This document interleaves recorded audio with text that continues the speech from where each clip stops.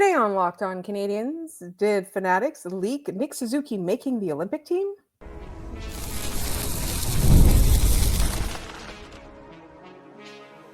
You are Locked On Canadiens, your daily podcast on the Montreal Canadiens. Part of the Locked On Podcast Network, your team every day. Hi there, everyone, and welcome to another episode of Locked On Canadiens. We want to thank you all for making us your first listen of the day and for making Locked On the #1 sports podcast network. It's all thanks to you guys. So, my name is Saba, also known as the Active Stick, and I'm joined, as always, by my wonderful co-host, Ian Boisvert, also known as Maybe It's Ian. I'm back from vacation. I have no idea what's going on. I'm going to try to get through this episode, but today we're going to talk about Nick Suzuki. We're going to talk about obviously the Habs weekly forecast with 4 games coming up and one Michael Hage tearing it up at the World Juniors and making a mark. Ian, how ready are you to talk about all this stuff? Almost too ready, like Fanatics was, to release all of their Olympic tchotchkes, which was very, very on brand for them. They seem to leak a lot of this stuff accidentally. So very much ready to get going. So earlier today, obviously, I don't know who it was, an enterprising fan was going through Fanatics. I don't know why, because the quality of their stuff is not great. I'm not a big fan. You don't get it.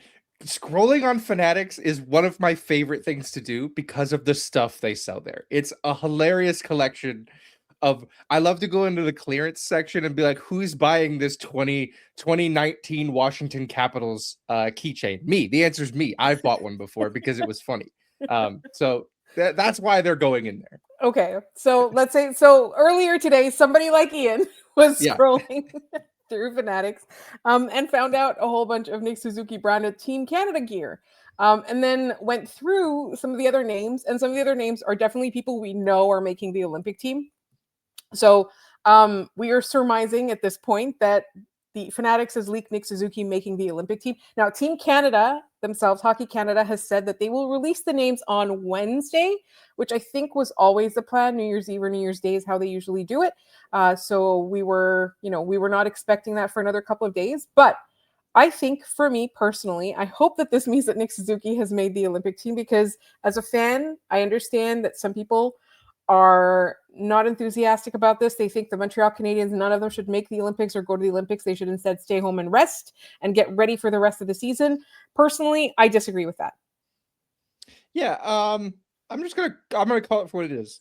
Fans who are saying that Nick Suzuki or any of the other Canadians who are going to make their Olympic teams, it would be better if they didn't make it so they can stay and be ready for the It's a selfish take.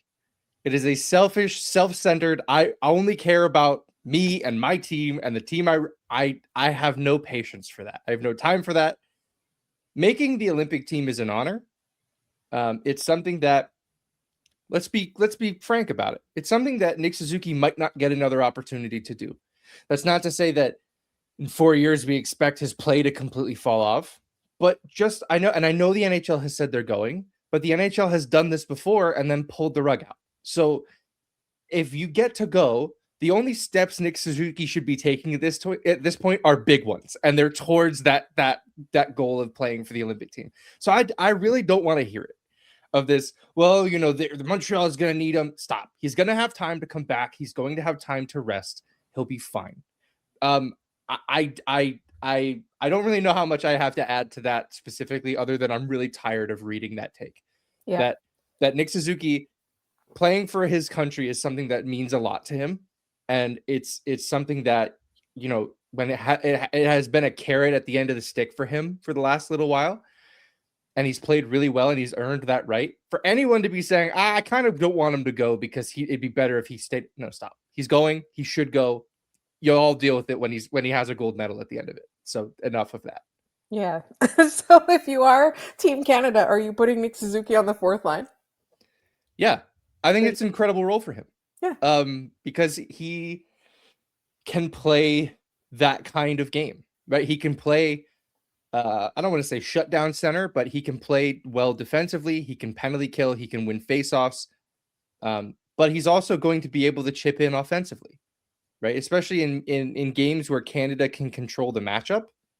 He's going to get more of a defensive responsibility. But in the games where he can't, there might be an opportunity for him to push the play up offensively. Also, I mean, let's be honest, on that fourth line, he's going to be playing with some incredibly talented hockey players in their own right. Should Tom Wilson make the team, it's probably the only time I'm happy to see Suzuki and Wilson on the ice together, because at least this way there's virtually no way Nick Suzuki can get clobbered by that clown. But Tom Wilson is also an incredibly effective hockey player, a very effective, power forward who's going to get opportunities to score. So I'm okay with him playing fourth line minutes, third line minutes, penalty kill minutes, late in the game, win a face-off minutes.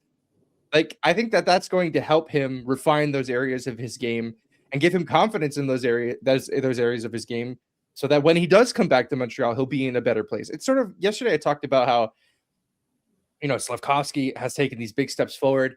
And for that reason, I cannot wait to see him in the Olympics, because I feel like it's just going to turbocharge whatever he's got cooking right now. Yeah, absolutely. Might be the same deal for Nick, who I think his game has slipped a little bit in the last few weeks. And I think a lot of that's been because of the pressure of making this team. Hopefully now that pressure's gone.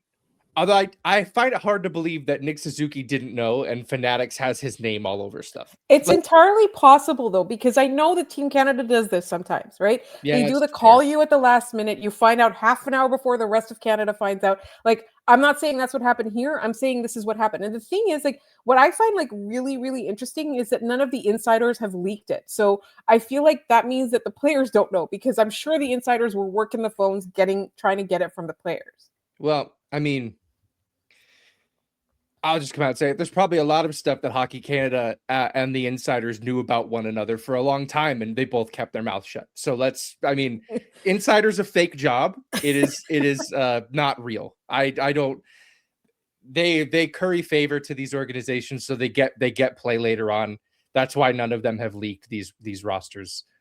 These names are out there. Like, some of them get cute with it. They're like, I'm hearing he's on the long list, the short list, the medium list, the inside out list. Like, then they just keep throwing around these stupid terms.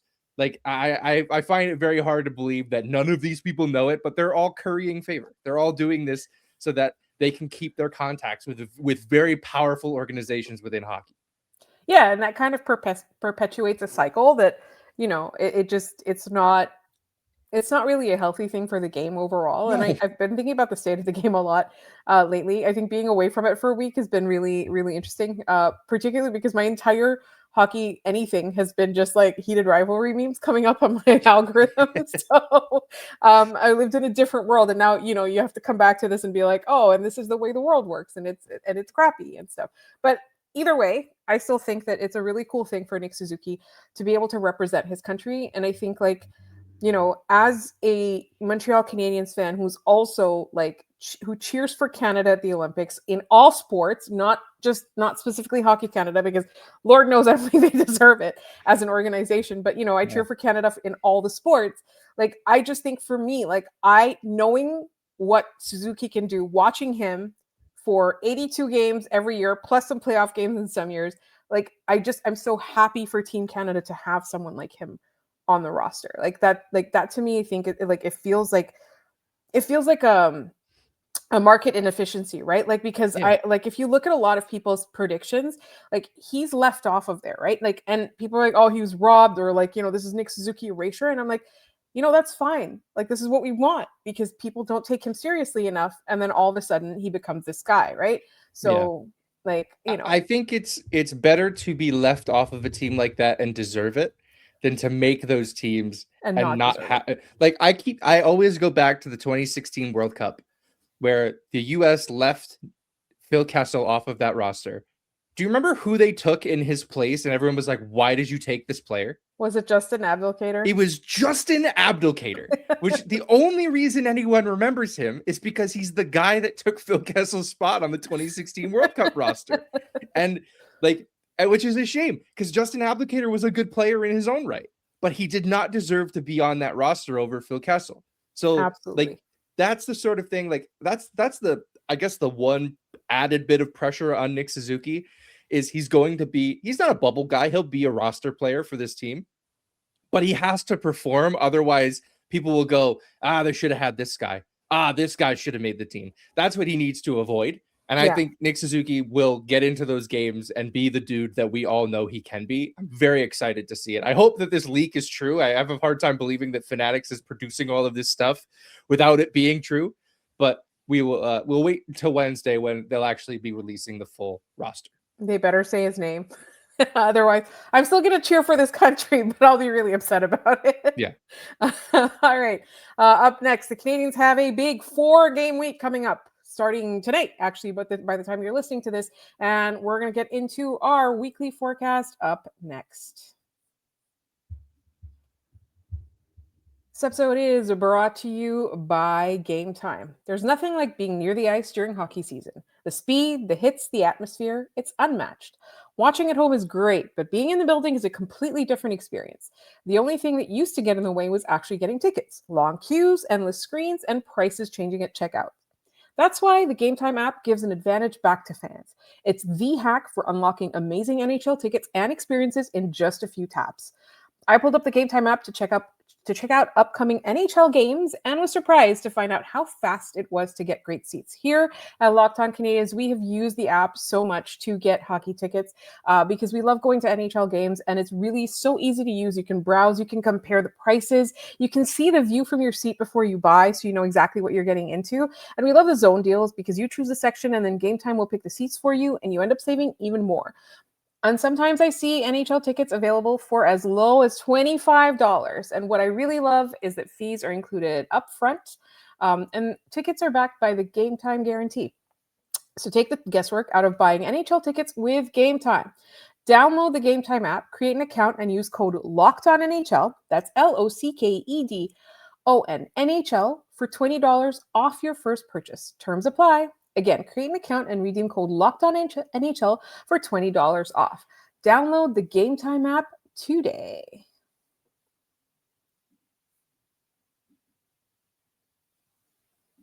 Thank you for making Locked On Canadiens your first listen of the day. And thank you for making Locked On the #1 sports podcast network. And if you haven't already, go check out our new Everydayer Club. You'll get access to an ad-free audio feed for Locked On Canadiens compatible with Apple Podcasts, Spotify, and every other major podcast app.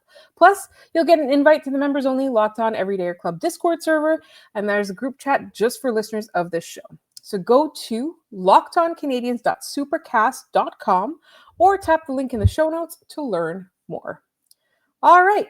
The Montreal Canadiens have a 4-game week. Last week, I know it was a holiday, so they had a very strange schedule with 1 game on Tuesday and then 1 game on Sunday. This time, they've got a game on Tuesday, Thursday, Saturday, and Sunday. So it starts with Florida, and Samuel Montembeault has been tapped as the starter for that game. He's back from his conditioning stint in Laval, back from the holidays, and is expected to start against Florida. Yeah. Is this a good idea? It certainly is an idea. I'm kind of curious why they're going to Montembeault for that game against Florida, just because last time Dobish played there, he was excellent. It was his NHL debut around the same time last year. He gets a shutout. It's the beginning of his sort of tenure with the Canadiens. And I just think that putting Montembeault into this situation is complicated. Now, Florida is coming off of the second half of a back-to-back. As we're recording this, they're playing the Washington Capitals. So maybe you're getting a rested Canadiens team against a tired Florida team. The problem with Sam Montembeault at this point is there is no good opportunity for him to play a game. There just isn't. The points are too important.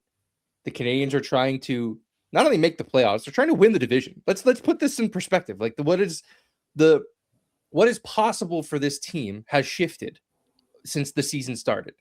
And this team could not only make the playoffs, but be fighting for home ice in the first round, which could be very important, and potentially winning the division and getting a wild card team instead of having to play somebody in your own division. So, I think the expectations for this team have shifted, and therefore it makes it difficult to put Montembeault into these games. However, they gotta do it. This team is not going anywhere if Sam Montembeault is not a part of it, because they're not finding another veteran goalie. It's going to have to be him. They can't hang all their hopes on Jacob Fowler. No, and like he was decent against Tampa. Shootout, he was overmatched. It was just he's not used to seeing NHL shooters in shootouts. He looked very small on both of the goals he allowed. Got beat to the same spot on both the goals he allowed. Yeah, it's not to blame him. He's 21 years old playing in his 6th NHL game. Like it's not a fair comparison, which is why, it's why Sam Montembeault is so important. So like they're going to have to keep throwing him into games. And at this point, it's got to be up to Sam to decide enough is enough. I'm going to lock in and I'm going to win this game for us. Yeah. And that doesn't necessarily mean he has to be a perfect goaltender, but his mental lapses need to go away. He needs to stop giving up 2 or 3 freebies. And maybe the calculus here is that Montreal swept Florida last year. It's a team that Montreal matched up against really well last year. And they're weaker now with all those injuries. Right. Matthew Tkachuk might be making his way back at some point. I don't think it'll be in time for that game. It doesn't look like is still out. No, it doesn't look like it. So like, if there's a team you want to get him in there against, maybe that's the one. Yeah, I absolutely agree with you there. All right. After that, they've got Carolina on Thursday. They're playing on New Year's Day and in the evening, which is a bit weird. And so it's weird that they're playing on New Year's Day at all. That's just my whole thing. But it's fine because it's Thursday night. We'll obviously cover the game and we'll have a mailbag after that. So please do send us your questions. Carolina, I feel like this is for me. It's a big unknown. I don't know what to expect against this team. Yeah, I mean, they're the class of the East. They're the best team in the Eastern Conference. They're currently tied with the Detroit Red Wings in points, but they've played 3 fewer games. So they are the best team in the Eastern Conference by percentage of points. I think, Carolina is who, everyone kind of has general ideas of who every team is. This team does this. This team does this. The one about Carolina, everybody has locked down. They're going to shoot the puck a ton, and they don't have elite goal scoring talent yet. So they're going to try to outpossess you. They're going to try to just put enough at you, which like, I kind of think maybe that's the game you put Montembeault in. He tends to do better in games where he's busier. Yeah. Maybe they go to Dobish with that one. Dobish is quite good on several days of rest, which he will have plenty of rest coming into that game. So we'll see what happens there. But Carolina's they're gonna do what they always do. They're a well-coached team. They play the Carolina way. They play the same type of game every time they hit the ice. And it's just a matter of whether or not you can execute against them. For me this week, and especially that game, it's going to come down to the first line for the Canadiens. They have to have this figured out. I gave a lot of flack to, Zachary Bolduc just not being a fit there, but Suzuki and Caulfield have to be better in their own right. And I think this team isn't going anywhere this week if those guys aren't good. Absolutely. So then they have the Blues coming up on Saturday at 4 p.m. Also strange. Yeah, definitely strange. Both the weekend games are afternoon games. The Dallas game on Sunday is at 2:00, and they'll be both revenge games for the Canadiens. Montreal lost both of those matchups at home earlier this season. The Blues game was closer, but a game the Canadiens should have won. In the Dallas game, Montreal got blown out 7-0 in what was one of their, if not their worst games of the season. I don't put Dobish in that game. Who do you put in that game? You put Montembeault in there. Fowler? Like, I don't want Montembeault in there either.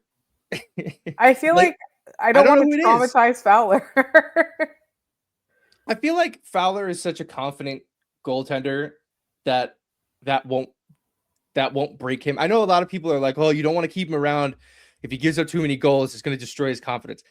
If one game destroyed his confidence, he would not have made the National Hockey League. Like, that's not how goaltending works, man. Especially a kid as confident and, let's say, cocky as Jacob Fowler is.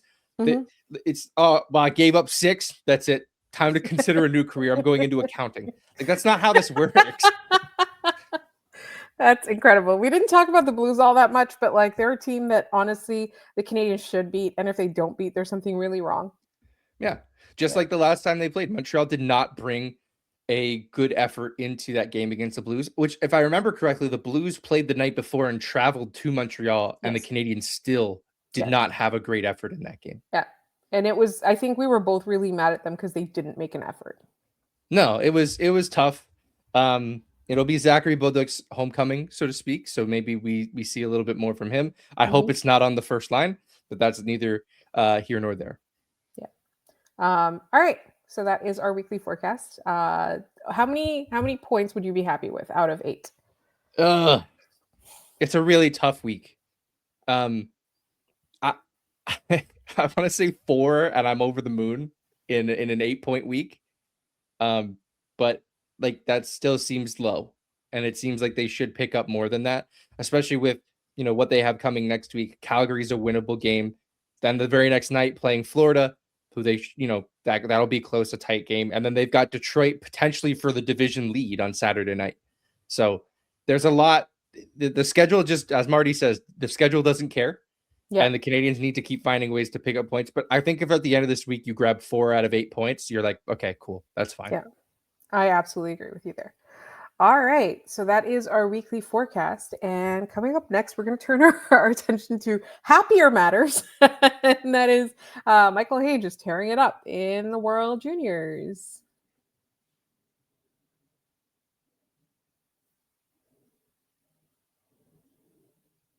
So, Ian, we haven't had a chance yet to do World Juniors content, obviously, because of our crazy schedule. But through 2 games, and at the time that we're recording this, Michael Hage has not yet played in his 3rd game. Correct. He's been doing really well. And honestly, like, I think it was the first game. He didn't get player of the game, but I felt like he was probably in the conversation. Yeah, he could have gotten player of the game in either of the first 2 games. He had 3 points in the first one. I believe 2 points in the second one, including the overtime winner. Neither one of those games getting player of the game, which I get because in the first one, it was who's the defenseman for Calgary? I can't remember his name now. He scored twice, whatever his name is. Our brains are shot. We're in the week between Christmas and New Year's, so nothing matters anymore. Yeah. Putting World Juniors in this week, I understand it's great, but for people who have to make stuff about it, it's really tough. Yeah. Plus, I have the jet lag going too, so I'm extra stupid. I'm sure people are just screaming at us in the comments about who it is. But the thing I found most impressive about Hage, first of all, I think through the first 2 games of the tournament, he's Canada's best forward. It's not, in my mind, particularly close. I think TJ Iginla is right behind him, which, by the way, it's super fun getting to root for another Iginla. I'm really, really pulling for this kid because it is just super fun to root for little Iggy. Yes. But Hage has been excellent. He has been playing center, which I know is a big point of contention with Canadiens fans and people who think they are scouts. I'm a Canadiens fan. I'm not someone who's going to pretend they're a scout, but I know a lot of people have said, Michigan's using him on the wing. Canada's saying you're a center. Yeah.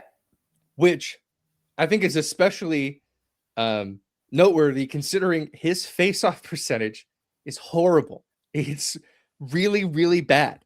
I think he won 2 face-offs in his first game, and I think he had one in the second game, and then they decided we're going to put Brady Martin in to take draws. We're going to put Cole Reshny, and he's going to come in and take draws. I think people conflate, though, with, being a center with the only thing about being a center is winning faceoffs, and that's just not true. What I find especially impressive about the way Hage is playing is the way that he's driving through the ice. He's driving down low. He's using his speed, and he's working the puck outside, and he's looking for passing lanes. And then when he finds himself in the middle of the ice without the puck, he's firing it. He's ripping the puck when he has the opportunity to. Really, really exciting to see this happen on this kind of stage for a player who it might be his last chance at a World Juniors medal, World Juniors gold. If I can speak candidly about the rest of Canada, kind of disappointed with the efforts that they've put in. Now, of course, all of this is before they've played their 3rd game of the tournament. We're recording this just before they're about to do so. But I found Michael Misa has been really disappointing. I found all of their defenders defensively to be really disappointing. And I have found Porter Martone to be the the least qualified captain of Team Canada I think I've ever seen. The stuff that he's pulling out there is legitimately embarrassing, and I hate watching him captain this team. He scored an empty net goal against I guess it was the Czechs in game 1, and he taps a Czech player on the behind, and he's beaking at the bench, and he got a warning from IIHF about that. And then they didn't shake hands at the end of that game, which is just, it's World Juniors. That's what you do. You have to do that. So the rest of this Canada team still has like the last year's stink on it. Yeah. Which is what's made Michael Hage's performance so impressive, because I'm like, he's good despite all of that. It's not like he's benefiting from the rest of the team being excellent. He is better because he's just better. I feel like every year when Canada underperforms, there has to it's like a national crisis. And I feel like we've focused on a lot of the wrong things as a country and as an organization. But this is not about that. This is about Michael Hage. So I have a question for you, because I always think about this, and I've been thinking about this since I first started going to actual hockey games. And so physically being in the building, I think one season I got a 10-game pack, and then I was able to do that for a couple of seasons, and then I got it didn't used to be that expensive. It used to be within reach, right? For a person who just had a regular job. And so I used to I went to enough games during one season to kind of notice patterns and stuff like that. So I really did take notice of the face-offs, and that's when I kind of learned, that's where it starts. And so I feel like sometimes the importance is overblown.